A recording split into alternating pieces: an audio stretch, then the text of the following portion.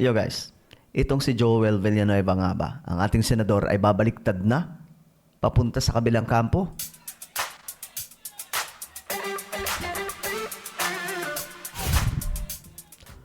Hi guys, what's up? This is me. We are back dito sa ating YouTube channel. Guys, kung mapapansin nyo po yung ating paligid, medyo iba.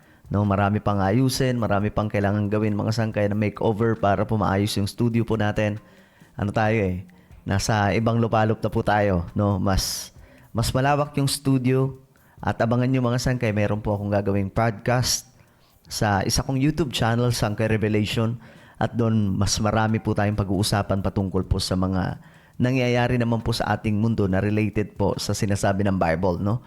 Marami po tayong i-invite na mga expert pagdating po sa end time events, mga sangkay, mga nangyayari ngayon sa ating mundo related po sa Bible prophecy.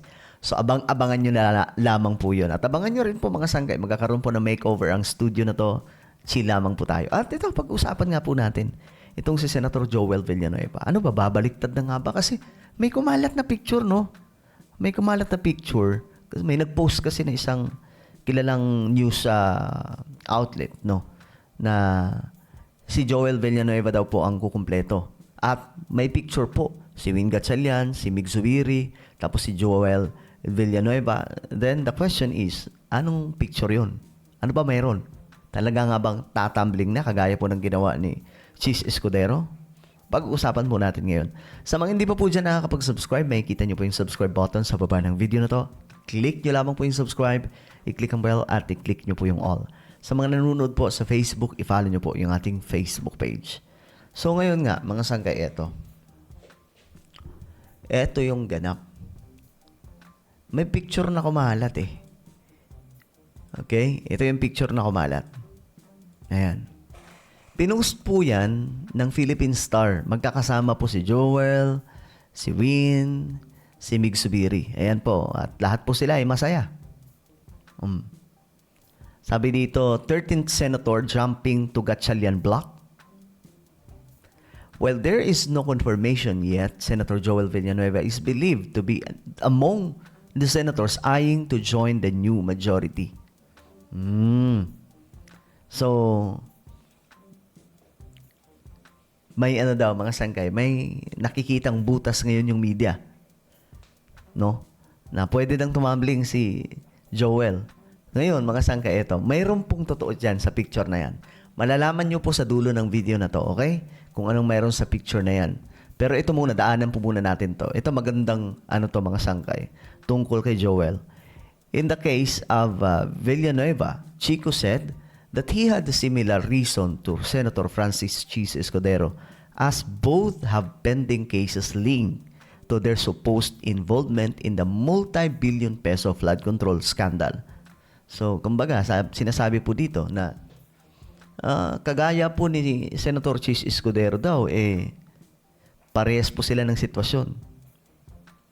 No, parehas po sila ng situation ngayon. Nalilink po sila sa involvement sa multi-billion peso na flood control corruption.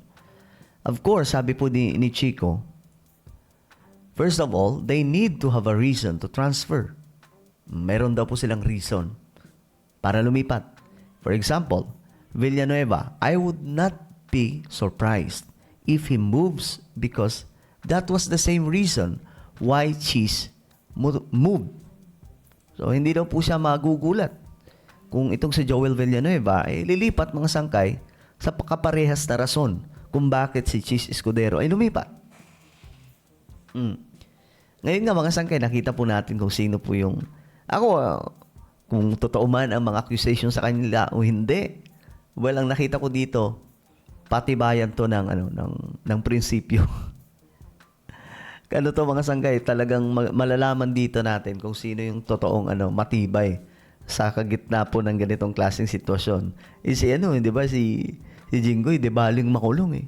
Sabi niya, kahit makulong, mananatili siya mananatili siya sa mga tropa niya. Di ba? Ganong klase yung paninindigan ni Jinggoy. Samantalang si Cheese Escudero, may reason naman po siya, mga sangkay. May reason siya. And we understand, guys. Naiintindihan naman na marami.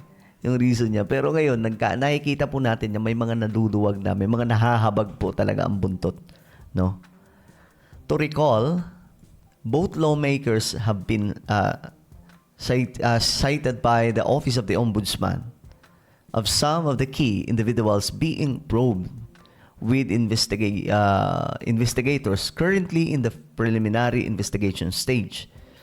Escudero has been identified as a mastermind of the flood control kickback scheme, along with former House Speaker Martin Romualdez, while Villanueva's plunder case was reportedly ripe for filing. Okay, so yan po yung kaabang-abang mga sangkay. No?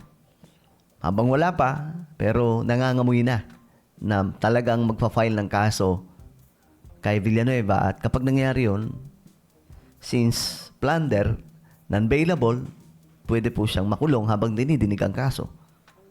Okay? So ngayon, mga sangkay, ano ba talaga ang totoo? Kasi may agam-agam na tatambling. Ano ang totoo sa picture na yon? Yan yung picture na pinost nitong Philippine Star. Issue, di ba? Ngayon, ito na, may naglabas ng information. Ito po ay si Attorney Jeremiah Belhica. Senator Joel Villanueva's clarification on this photo. This is a 2016 photo. Tagal na pala. Walang nagaganap na usapan sa kanila at alam ng lahat na nakasuporta ako kay Senate President Alan. Sa mga nangiintriga, God knows, I am just loyal to him. I put my faith and my future in God. Sabi po niya mga sangkay. So, mananatili, no? Si Joel Villanueva, sabi po niya dito, ito yung sinabi ni Joel na hindi daw po totoo. Ang picture na yan ay matagal na. 2016 pa. Matagal na pala mga sangkay. Taon na po ngayon. 2026. So, 10 years ago, mga sangkay. Tama ba? Tagal na rin. No? So, hindi po totoo yung kumakalat na picture na to na, na tatambling na. At magkakasama sila. Kasi, palaisipan talaga. Kasi, kung magkakasama silang tatlo, maiisip mo talaga na may tatambling. Ito si Win Gatchalian, batang-bata pa po dito. Bibong-bibo pa po, mga sangkay. So, 2016 pa. Malinaw na po ha. 2016 pa. Pero, hindi pa rin po natin inaalis ang posibilidad na pwedeng tumambling. Pero, mga sangkay, at least nilinaw niya po dito na ang picture na ito ay 2016 pa at hindi daw po siya lilipat, sabi po dito. Alam ng lahat na nakasuporta ako kay Senate President Alan. Sa mga nang-iintriga, God knows I'm just loyal to him. I put my faith and my future in God. Okay? Well, ano po ang inyong opinion? Comment down below. Huwag niyo pong kalimutan na i-subscribe yung ating YouTube channel. God bless everyone.